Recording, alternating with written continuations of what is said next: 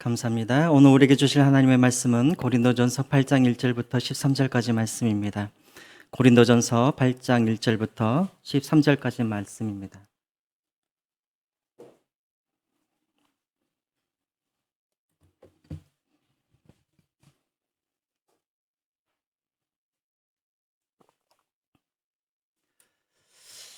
우리 한 절씩 교독하겠습니다. 고린도전서 8장 1절부터 13절까지 말씀. 우상의 제물에 대하여는 우리가 다 지식이 있는 줄을 아나 지식은 교만하게 하며 사랑은 덕을 세우나니 만일 누구든지 무엇을 아는 줄로 생각하면 아직도 마땅히 알 것을 알지 못하는 것이요 또 누구든지 하나님을 사랑하면 그 사람은 하나님도 알아주시느니라. 그러므로 우상의 제물을 먹는 일에 대하여는 우리가 우상은 세상에 아무것도 아니며 또한 하나님은 한 분밖에 없는 줄 아노라. 비록 하늘에나 땅에나 신이라 불리는 자가 있어 많은 신과 많은 주가 있으나 그러나 우리에게는 한 하나님 곧 아버지가 계시니 만물이 그에게서 났고 우리도 그를 위하여 있고 또한 한 주 예수 그리스도께서 계시니 만물이 그로 말미암고 우리도 그로 말미암아 있느니라. 그러나 이 지식은 모든 사람에게 있는 것이 아니므로 어떤 이들은 지금까지 우상에 대한 습관이 있어 우상의 제물로 알고 먹는 거로 그들의 양심이 약하여지고 더러워지느니라. 음식은 우리를 하나님 앞에 내세우지 못하나니 우리가 먹지 않는다고 해서 더 못 사는 것도 아니고 먹는다고 해서 더 잘 사는 것도 아니니라. 그런즉 너희의 자유가 믿음이 약한 자들에게 걸려 넘어지게 하는 것이 되지 않도록 조심하라. 지식이 있는 내가 우상의 집에 앉아 먹는 것을 누구든지 보면 그 믿음이 약한 자들의 양심이 담력을 얻어 우상의 제물을 먹게 되지 않겠느냐. 그러면 내 지식으로 그 믿음이 약한 자가 멸망하나니 그는 그리스도께서 위하여 죽으신 형제라. 이같이 너희가 형제에게 죄를 지어 그 약한 양심을 상하게 하는 것이 곧 그리스도에게 죄를 짓는 것 아니냐. 같이 읽겠습니다. 그러므로 만일 음식이 내 형제를 실족하게 한다면 나는 영원히 고기를 먹지 아니하여 내 형제를 실족하지 아니하게 하리라. 아멘.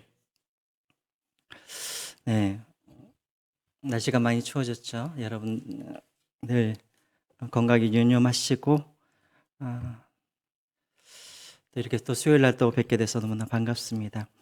오늘 내용은 이제 우상 제물을 먹는 그런 문제에 대해서 다루고 있습니다. 제가 전에도 말씀을 드렸듯이 6장까지는 이제 바울 사도가 소문을 듣고 고린도 교회에 어떤 문제가 있다라는 것을 알고 사도 바울이 그 문제에 대해서 이제 해답을 주었다면 이제 7장부터 16장까지는 고린도 교회가 이런 문제가 우리에게 있기 때문에 해서 질문한 것들에 대해서 이제 사도 바울이 거기에 대해서 이제 답을 하는 그런 내용입니다.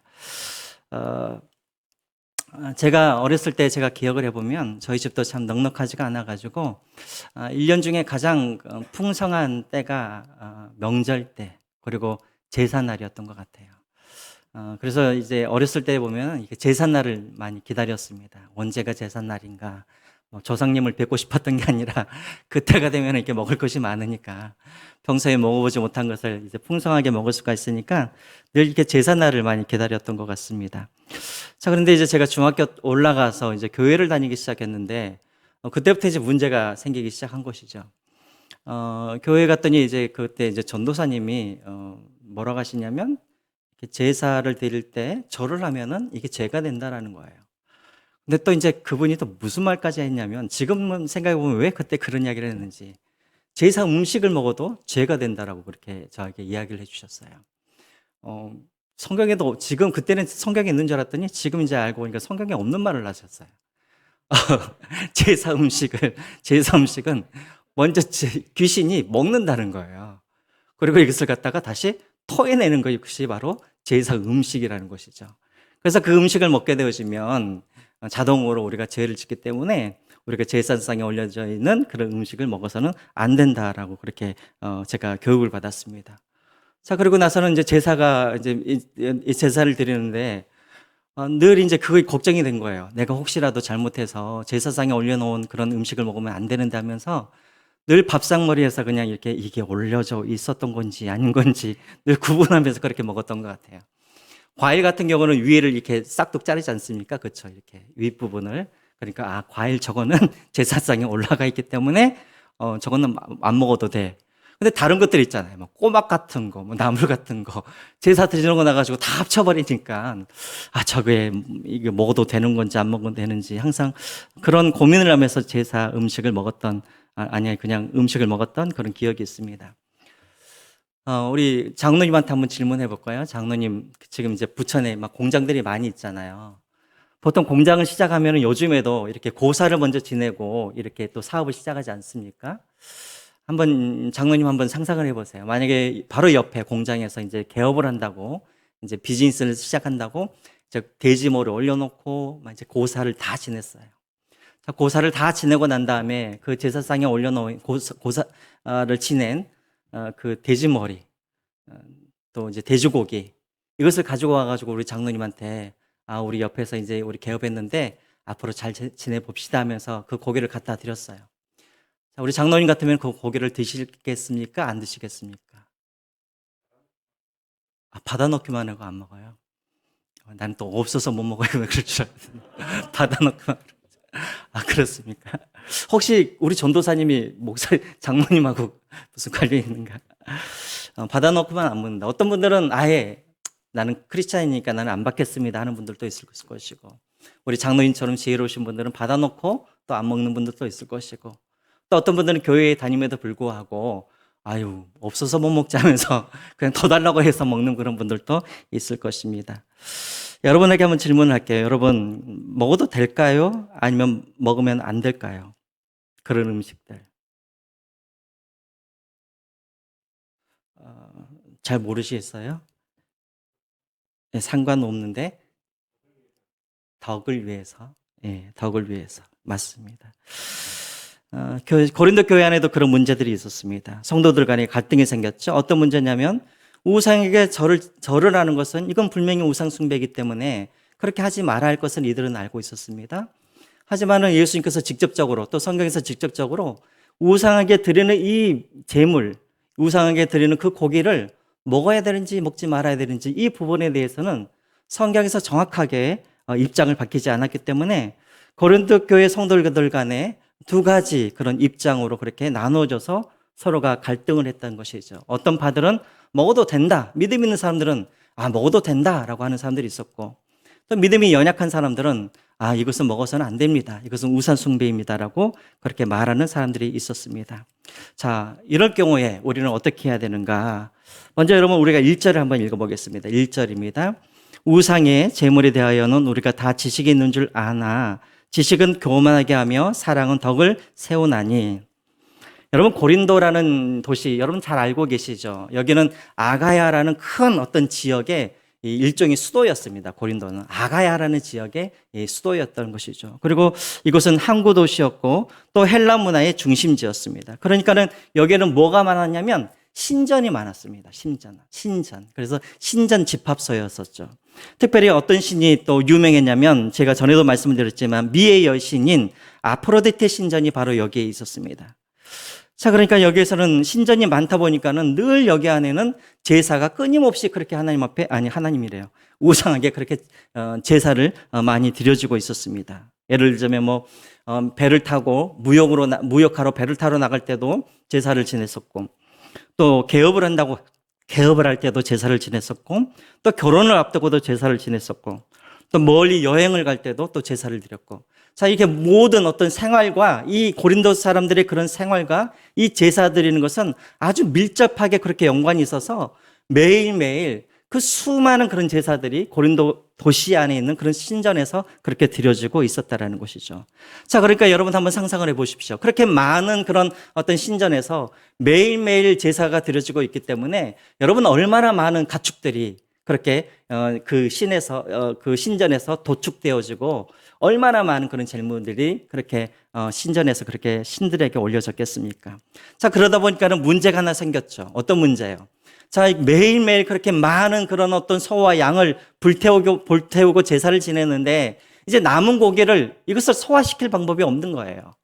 제사장에게 좀 목을 주고 또 제사를 드리는 사람들이 좀 가져가고, 그러함에도 불구하고 너무나 많은 고기들이 남으니까 이 고기들을 다 어디에다 팔았냐면 고린도 도시 안에 있는 시장에다가 다 내어 팔았다라는 것이죠. 자, 그러다 보니까는 여러분 어떤 문제가 생겼냐면 고린도 도시 안에 있는 모든 시장에서 파는 이 고기들은 다 어떤 고기냐면 이미 한번 이 우상에게 제사를 드린 후에 남은 그런 고기들이 시장에서 판매가 되었다라는 것입니다. 고린도 교회 성도들, 전에는 예수님을 믿기 전에는 이런 것들이 문제가 안 됐었는데 이들이 이제 예수님을 믿고 난 이후에 보니까는 당장에 그들이 삶을 살아가는 데 있어서 이것이 가장 큰 문제라는 것이었죠. 왜요?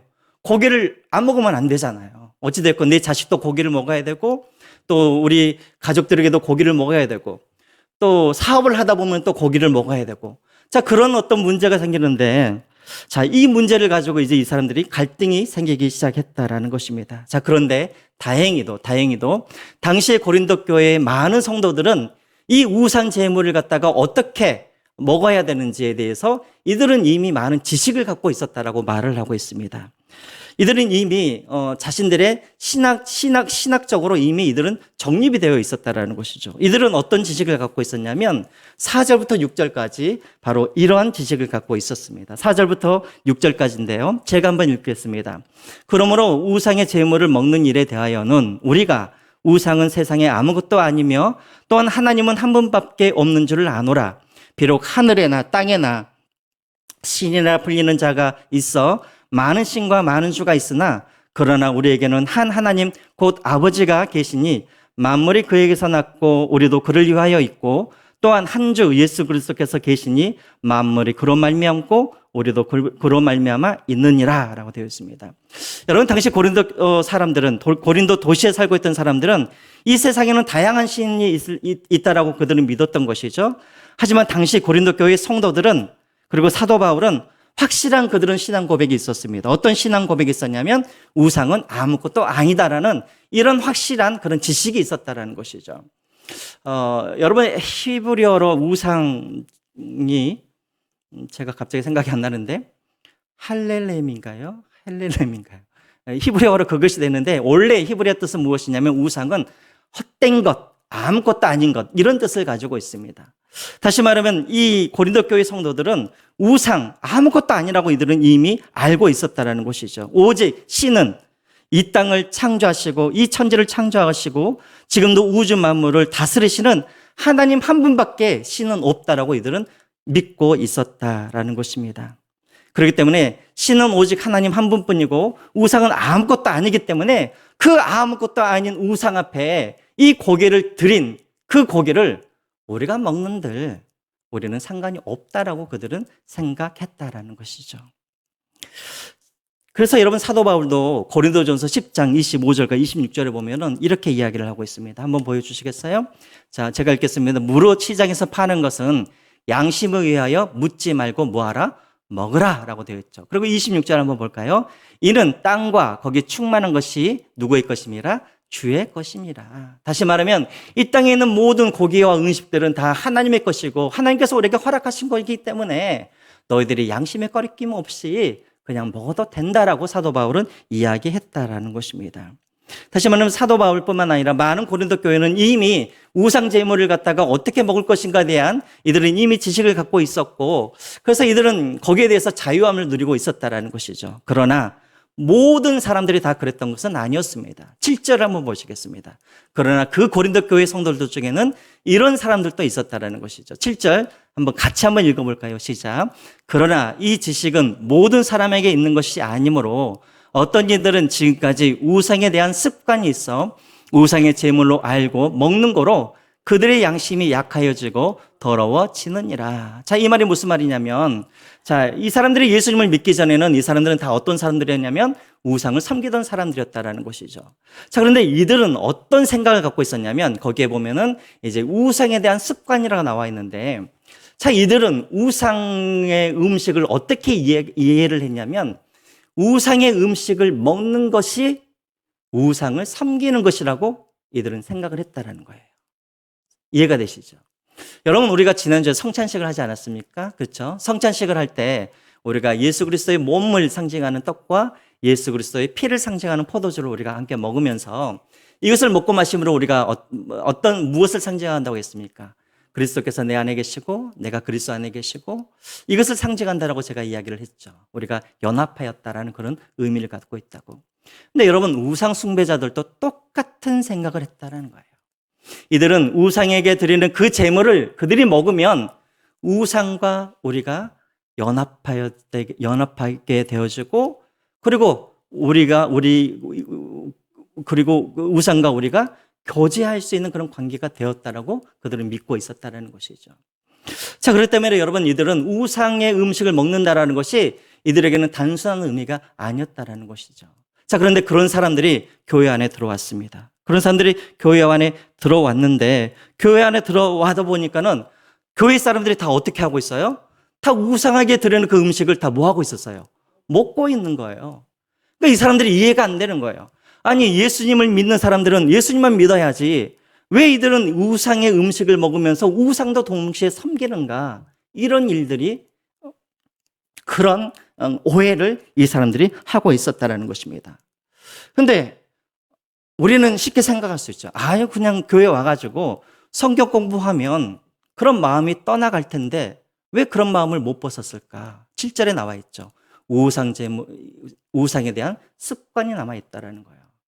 다시 말하면 어렸을 때부터 이들은 그렇게 습관이 되어가지고 그렇게 살아왔던 사람들이라 하루아침에 예수님을 믿는다 그래서 그 생각이 바뀌어지지 않았다라는 것이죠.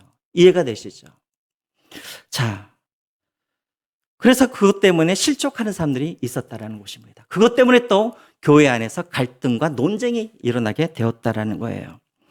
다시 한번 여러분들에게 묻습니다. 여러분, 그렇다면 우상 제물을 먹는 게 맞습니까? 우상 제물을 먹지 않는 것이 맞습니까? 여기에 대해서 정답은 없는 것이죠. 여러분, 우상 제물을 먹어도 되고 사실은 우상 제물을 먹지 않아도 되고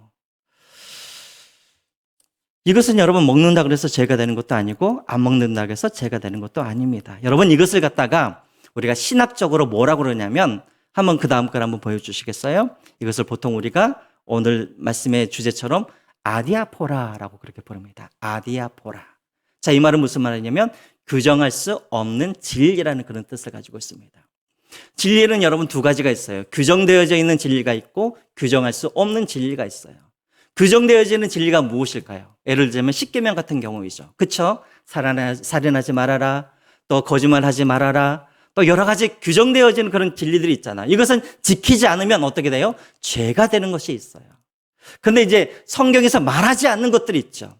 예를 들자면 저번 주에 우리가 배웠던 거 뭐가 있습니까? 결혼을 해라. 결혼을 하지 말아라.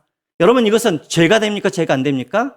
죄가 안 되죠. 내가 독신으로 살아도 이것은 죄가 안 되는 것이고 내가 결혼을 해도 이것은 죄가 안 되는 것이죠. 여러분 우리 교회는 제가 보니까는 우리 교회는 전에 보니까는 이렇게 교회 안에 앞에다가 장식을 많이 안 하시는 것 같아요. 그렇죠?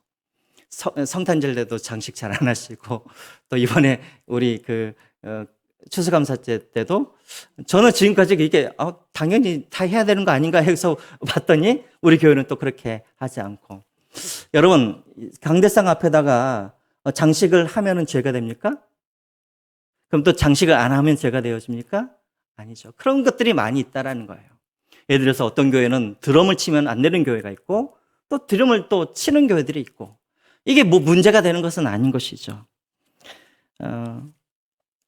자, 이런 문제들 이것이 바로 아디아포라라는 그런 문제라는 거예요. 그런데 여러분 저를 한번 보세요.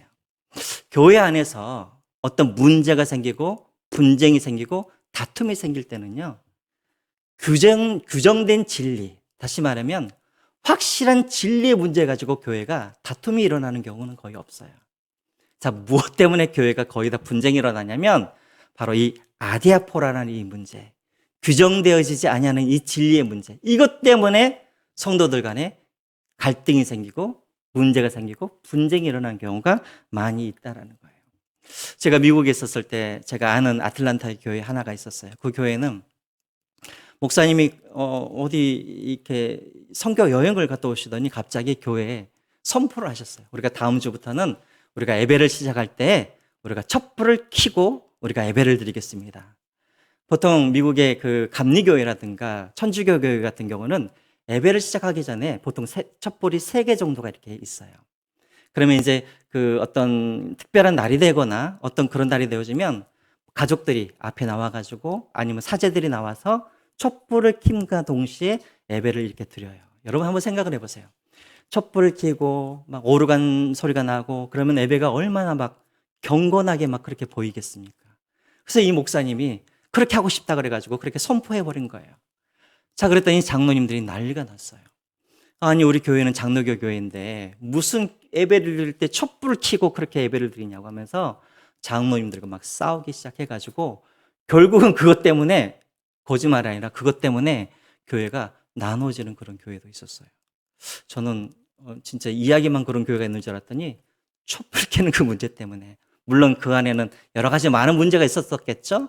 근데 그 씨발이 뭐가 되었냐면 바로 촛불 켜는 이 문제 때문에. 여러분, 촛불을 켜면은 하나님께서 기뻐하시고 촛불을 안 켜면 하나님께서 안 기뻐하십니까? 이것이 죄가 됩니까? 아니죠. 근데 여러분, 우리 교회 많은 교회들을 보면은 다 이런 문제 때문에 그렇다는 것이죠. 진리 문제 때문에 교회가 다투고 나누어지는 것이 아니라 이런 하찮은 문제, 아디아포라, 이 문제 때문에 교회가 나누어진다는 것입니다. 자, 그러면 교회 안에 이런 문제가 생겼을 때 그럼 어떻게 하면 그 문제를 우리가 해결할 수가 있는가? 첫 번째로는 지식과 함께 무엇이 있어야 되냐면 사랑이 있어야 된다는 것입니다. 사랑.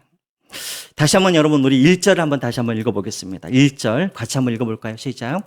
우상의 제물에 대하여는 우리가 다 지식이 있는 줄을 아나 지식은 교만하게 하며 사랑은 덕을 세우나니. 여러분, 이런 문제가 생겼을 때 우리가 생각하기에는, 아니, 우리가 분명하게 지식을 가지고 있고 하나님의 뜻이 무엇인지를 알면 그 문제를 해결할 수 있지라고 우리가 생각을 하지만, 여러분, 이런 문제가 생겼을 때는 여러분 절대 지식으로는 해결되지 않는다라는 거예요. 무엇으로 해결되어지냐면 사랑으로 해결되어진다는 것입니다. 여러분 한번 생각을 해보세요. 우리 교회 예를 들자면 뭐가 있을까요? 저번 주에 했던 것처럼 앞에 놓여 있는 이 앞에 추수감사절 우리가 앞에 장식을 해야 됩니다. 하지 말아야 됩니다. 두 파로 나눠졌어요. 여러분, 두 파로 나눠져 가지고 서로 이제 논리를 핍니다. 성경에 보면은 뭐 이거 하지 말아라, 저런 거 하지 말아라. 논리를 펴가지고 여러분, 이 문제가 해결이 될까요, 안 될까요? 될 것 같으세요? 여러분들이 지금까지 교회 안에 어떤 문제가 생겼을 때 서로 말로, 서로 논리로 해가지고 서로 문제가 해결된 적이 있었어요, 없었어요? 거의 문제가 해결되지 않아요. 물론 물론 어떤 한 사람이 지고 이기긴 하겠죠. 근데 그 사람이 그 문제를 그 사람이 설득이 돼가지고 포기한 것이 아니라, 에이, 내가 더러워서 내가 포기한다, 이러지 말로써 해결되어지는 건 아니라는 거예요. 지금 사도 바울이 1절에서 그 이야기를 하고 있는 거예요. 이런 문제가 생겼을 때 지식으로만 하게 되어지면 그 지식은 우리를 교만하게 할 뿐이지 이 문제를 해결할 수가 없다라는 거예요. 오직 사랑으로 그것이 된다는 것입니다. 그래서 여러분 2절을 보시면 지식으로만 해결하려는 사람, 나는 그 문제에 대해서 다 알고 있어, 그래서 지식으로 해결이 돼 라고 하는 이런 사람들에게 사도 바울이 이렇게 말을 하죠. 만일 누구든지 무엇을 아는 줄로 생각하면 아직도 마땅히 알 것을 알지 못하는 것이요 라고 말을 합니다. 무슨 말이냐면 이 우상에 대한 이 우상의 제물의 문제, 나는 이 문제에 대해서 나는 다 지식을 다 알고 있습니다. 그래서 나는 지식으로 이 문제를 해결할 수 있습니다라고 하는 그 순간 사도 바울은 뭐라고 하냐면 그 사람은 그 문제에 대해서 잘 알고 있지 않다라고 사도 바울은 이야기하고 있다는 거예요. 그쵸, 여러분, 우리가 싸울 때 성도들 간에 이런 문제로 싸울 때 그렇죠. 그냥 싸우는 게 아니에요. 내가 다 알고 있다라고 생각하고 각자 다 싸운단 말이에요. 하지만 내가 그 생각을 하는 순간 우리는 다 알지 못한다는 거예요. 대체 뭘 모른다는 걸까? 3절을 한번 보시기 바랍니다. 3절. 같이 한번 3절 읽어볼까요? 시작. 또 누구든지 하나님을 사랑하면 그 사람은 하나님도 알아주시느니라. 자, 무슨 말이냐면 여러분, 우리가 하나님의 뜻을 우리가 알 때 우리가 우리의 지식으로 우리가 하나님의 뜻을 우리가 알 수 있습니까? 우리가 우리 지식으로 하나님을 알 수가 있나요? 아니에요. 우리가 아무리 똑똑하고 서울대를 나와도요, 우리가 우리의 지식으로 우리가 하나님을 알 수는 없어요. 우리가 하나님을 알려면 우리가 무엇으로 알 수 있냐면 사랑으로 우리가 하나님을 알 수가 있는 거예요. 그것은 저의 말이 아니라 여러분 요한일서 4장 7절부터 8절까지 나와 있는 말씀입니다. 요한일서 4장 7절부터 8절까지 나와 있는 말씀 한번 보여주시겠어요? 제가 읽겠습니다. 사랑하는 자들아 우리가 서로 사랑하자. 사랑은 하나님께 속한 것이니 사랑하는 자마다 하나님으로부터 나서 하나님을 알고라고 되어 있죠. 자, 8절. 사랑하지 아니하는 자는 하나님을 뭐하지 못하나니 알지 못하나니 이는 하나님은 뭐예요? 사랑이십니다. 하나님은 존재 자체가 사랑이신 하나님이세요. 그래서 그 사랑이신 하나님을 우리가 알려면 우리가 지식으로 알 수 있는 것이 아니라 우리가 하나님을 사랑하고 하나님과 인격적으로 우리가 교제하고 우리가 하나님과 날마다 우리가 교제하고 서로가 소통하면서 우리가 하나님과 그 친밀한 교제 가운데 우리는 하나님을 알아갈 수가 있다라는 것입니다. 그래서 여러분 이런 문제가 생겼을 때는 우리가 하나님의 뜻이 무엇인지를 알아야 되는데 그 하나님의 뜻을 우리가 알려면 우리가 지식으로만 그것을 알 수 있는 것이 아니라 우리가 하나님을 사랑하고 그 지식과 사랑이 함께 갈 때 우리가 하나님의 뜻을 알 수가 있다라는 것입니다. 그럼 하나님의 뜻이 무엇인가? 또 거꾸로 가면은 우리가 사랑으로 이 문제를 해결해 갈 수 있다라는 것이 하나님의 뜻이라는 거예요. 자, 여러분 그래서 사도 바울이 경고를 하고 있는 거예요. 만약에 우리가 지식으로만 우리가 이 문제를 해결하려고 하면 어떤 문제가 생기는가? 10절에 사도 바울이 경고를 하고 있습니다. 10절 한번 볼까요? 지식 있는 내가 우상의 집에 앉아 먹는 것을 누구든지 보면 그 믿음이 악한 자들의 양심에 담력을 얻어 우상의 재물을 먹게 되지 않겠느냐라고 그렇게 되어 있습니다. 여러분 우상의 재물을 먹는 이 문제는 이제 막 예수님을 믿는 사람들에게는 쉬운 문제가 아니었어요. 왜냐하면 이들은 여전히 아직도 우상을 섬기던 그런 습관이 있어서 아직도 우상이 살아있고 또 우상의 재물을 먹으면은 그 우상과 연합되어지고 그 우상과 교제할 수 있다라고 이들은 믿고 있었다라는 것이죠. 근데 이 사람들을 말로 설득한다고 해서 그러면 그 생각이 바뀌어지는가? 아니라는 거예요. 자꾸만 말을 하고 자꾸만 그 사람들을 강요하고 설득하다 보면 어떤 문제가 생기냐면 그 사람들이 설득되어지는 것이 아니라 뭐가 되어져요? 자꾸만 갈등이 생기고 문제만 생긴다는 거예요. 그럼 우리는 어떻게 그 사람들을 그렇게 설득시키는가? 사랑하는 방법이에요. 사랑함으로 기다려주고 오래 참아주고 그 사람에게 무엇이 유익되어 있는지를 먼저 생각하고 그 사람을 사랑하는 마음으로 그렇게 접근을 해야 그 사람이 변화되어진다는 것입니다. 그런데 여러분 실질적으로 고린도 교회 성도들은 그렇게 접근하지 않았어요. 이 사람들은 지식으로 어떻게 해서든지 이 사람들을 설득하려고 했었어요.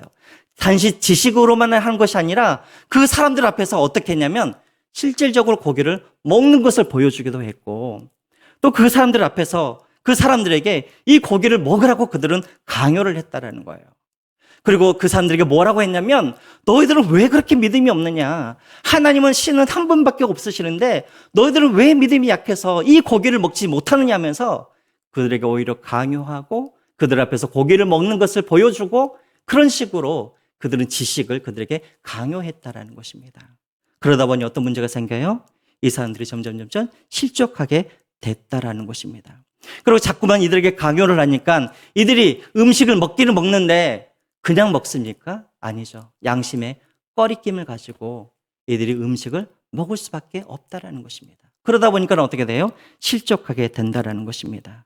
또 10절에 보면은 어떤 이 문제가 생기냐면 그들의 양심에 담력을 얻게 해주어서 그들로 하여금 우상을 섬기게 해주었다라는 거예요. 다시 말하면 이들에게 굳이 음식을 먹게 해서 그들로 하여금 점점 뭐 하게 돼요? 음식을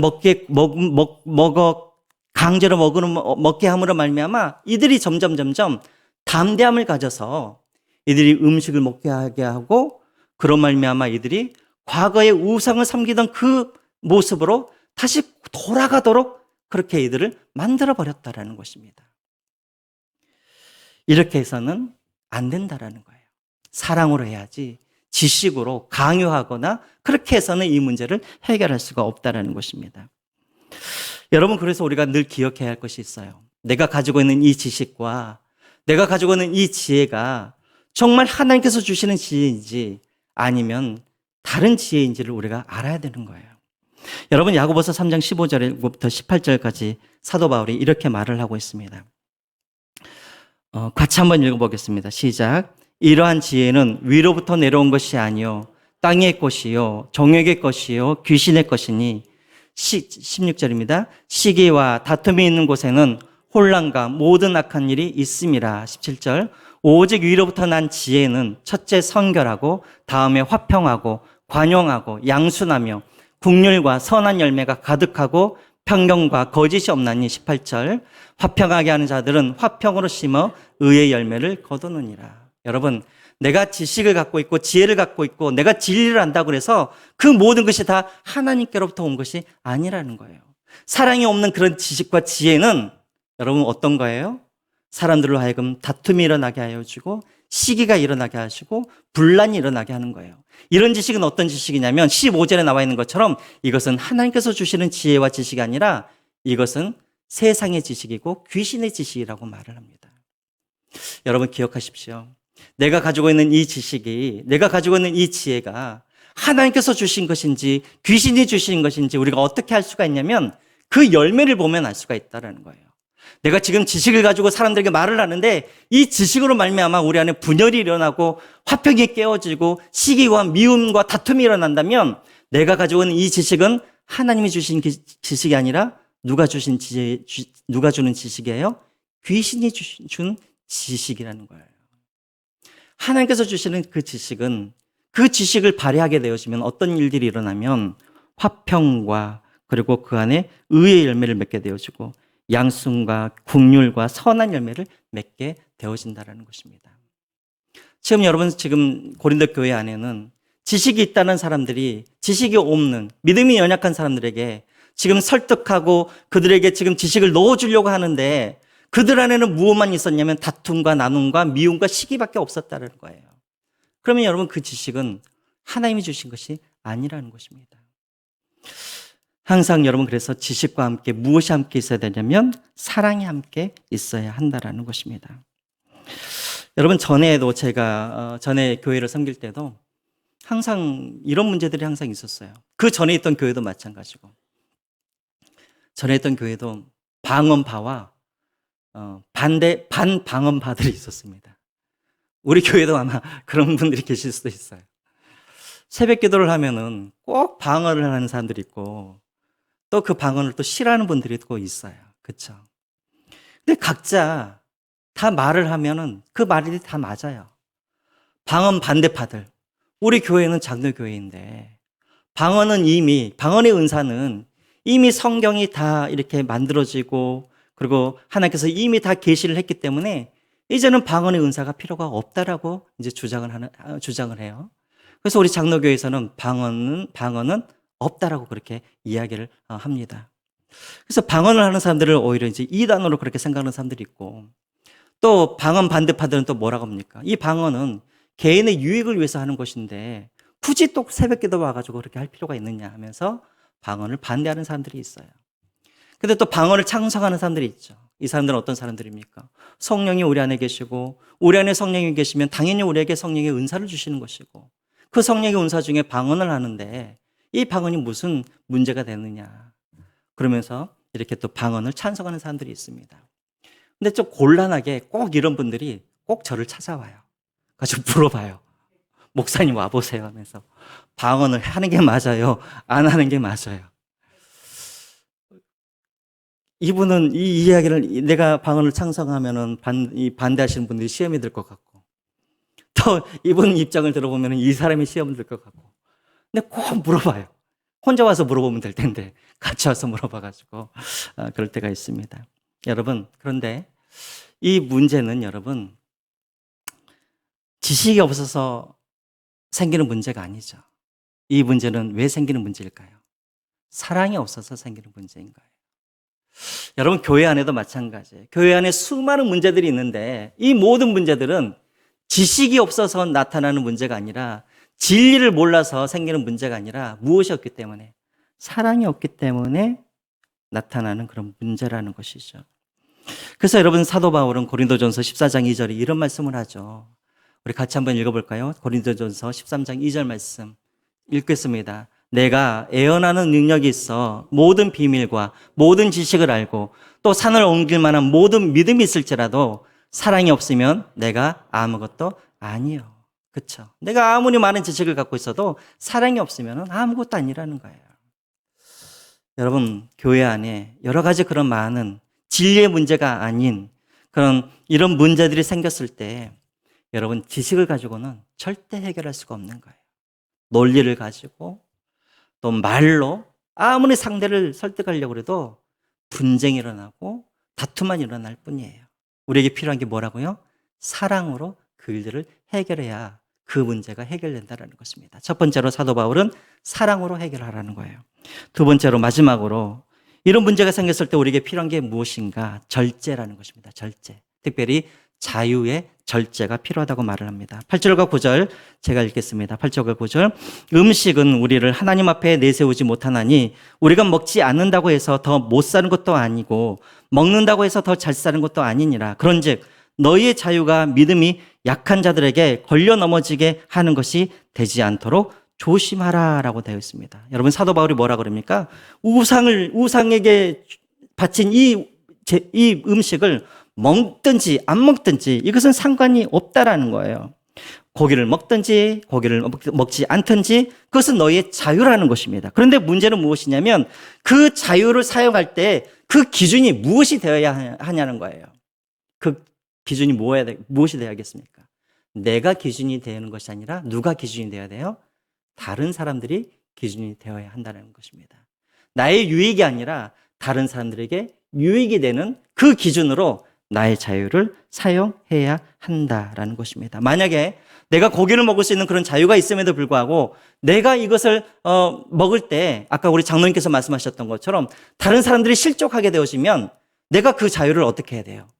포기할 수 있어야 하는 거예요. 이게 바로 지식을 갖고 있는 사람의 태도이고 이것이 바로 믿음이 강한 사람의 태도이라는 것이죠. 그래서 여러분 사도 바울은 13절에 이렇게 말을 합니다. 13절 그러므로 만일 음식이 내 형제를 실족하게 한다면 나는 영원히 고기를 먹지 아니하여 내 형제를 실족하지 않게 하리라 라고 되어 있습니다. 사도 바울은 우상의 제물을 먹을 수 있다라고 그는 믿고 있었고 고린도전서 10장에 그렇게 이야기를 했죠. 사도 바울은 고기를 먹을 수 있는 자유도 있습니다. 그렇지만 만약에 나의 자유 때문에 다른 형제가 실족할 것 같으면 나는 그 자유를 포기할 수 있다. 13절을 보시면 잠시 잠깐 포기하는 것이 아니라 뭐라고 되어 있습니까? 나는 영원히 고기를 먹지 않겠다라고 그가 그렇게 결심을 하게 되는 것이죠. 뭐가 중요하다라는 거예요? 내 자유가 중요한 것이 아니라 한 영혼이 중요하다라는 것이죠. 여러분 왜 한 영혼이 중요합니까? 11절에 나와 있죠. 그 한 영혼은 어떤 사람입니까? 예수 그리스도께서 죽으셔서 살린 형제라는 거예요. 예수 그리스도께서 십자가에서 못 박혀 죽으심으로 말미암아 살리신 그 영혼인데 내가 그 고기 하나 먹겠다라고 그 영혼을 실족시키는 게 이게 말이 되느냐 이 말을 하고 있는 것이죠. 예수 그리스도께서 살리신 그 영혼을 위해서라면 나는 내 자유를 포기할 수 있다라고 그렇게 말을 하고 있습니다. 그리고 심지어는 12절에 이렇게 말을 하고 있죠. 12절에 뭐라고 되어 있습니까? 그 영혼을 실족시키는 것은 누구에게 죄를 짓는 거라고요? 예수 그리스도께 죄를 짓는 거라는 것이죠. 그러므로 우리가 한 영혼을 위해서 내가 죄를 짓지 않기 위해서 내 자유를 포기할 수 있어야 한다라고 말하고 있습니다. 여러분 이제 저를 한번 보세요. 가끔씩 이런 말을 하시는 분들이 참 많아요. 우리 주변에 보면은 내가 내 입 가지고 말을 하는데 왜 못하게 합니까? 이런 분들이 참 많죠. 내가 내 입 가지고 하는데 왜 말을 못하게 합니까? 여러분 우리는 말할 수 있는 그런 자유가 있죠. 그러나 그 말로 인하여서 예수님께서 대신 죽으심으로 말미암아 살리신 그 한 영혼이 실족하게 되어진다면 나는 말할 수 있는 그 자유를 포기할 수 있어야 하는 거예요. 이게 바로 믿음이 강한 사람들의 모습인 것입니다. 여러분 교회 안에서도 마찬가지입니다. 내가 방언을 할 수도 있고 내가 방언을 안 할 수도 있어요. 그런데 내가 방언을 했더니 저 사람이 나의 방언 때문에 실족하게 되었다. 그러면 정말 내가 믿음의 사람이라면 어떻게 해야 됩니까? 내가 방언을 할 수 있는 이 자유와 권리를 포기할 수 있어야 한다라는 것입니다. 내가 교회 안에서 복음성가를 부르는 것, 어떤 사람은 교회에서 찬송가를 불러야지 왜 복음성가만 부르는가, 또 이런 분들이 있어요. 그런데 만약에 내가 복음성가를 불렀는데 저 사람이 실족하게 되어진다면 나는 복음성가를 부를 수 있는 그런 자유가 있음에도 불구하고 그것을 포기할 수 있는 그런 믿음이 우리 안에 있어야 된다는 거예요. 여러분, 누가 포기해야 될까요? 믿음이 약한 사람이 포기해야 할까요? 아니면 믿음이 강한 사람이 포기해야 될까요? 믿음이 강한 사람이 포기해야겠죠. 여러분들이 믿음이 강하다고 생각한다면, 나는 저 사람보다 믿음이 강하다고 생각한다면 여러분들이 포기하십시오. 그 믿음 약한 사람을 위해서. 여러분, 이제 말씀을 맺겠습니다. 여러분, 고린도 교회의 문제, 사실은 우상의 제물의 이 문제는 사실은 지식의 문제가 아니라 무엇으로 인한 문제였냐면 사랑이 없어서 오는 문제였습니다. 여러분, 오늘 우리나라, 우리 교회도 마찬가지입니다. 우리 교회 안에 있는 그런 수많은 그런 많은 문제들은 지식이 없어서, 저 사람이 몰라서 그래서 문제가 생긴 것이 아니라 무엇 때문에 생긴 문제냐면 결국은 사랑이 없어서 생긴 문제라는 것입니다. 그렇다면 여러분, 거꾸로 생각하자면 지금 우리 안에 있는 그런 많은 문제들은 어떻게 하면 해결이 되어지는가? 성경 공부를 하면 해결되어지는가? 아니에요. 우리가 사랑하면, 우리가 서로 사랑하게 되어지면 그런 문제들이 우리 안에 해결되어질 수가 있다라는 것입니다.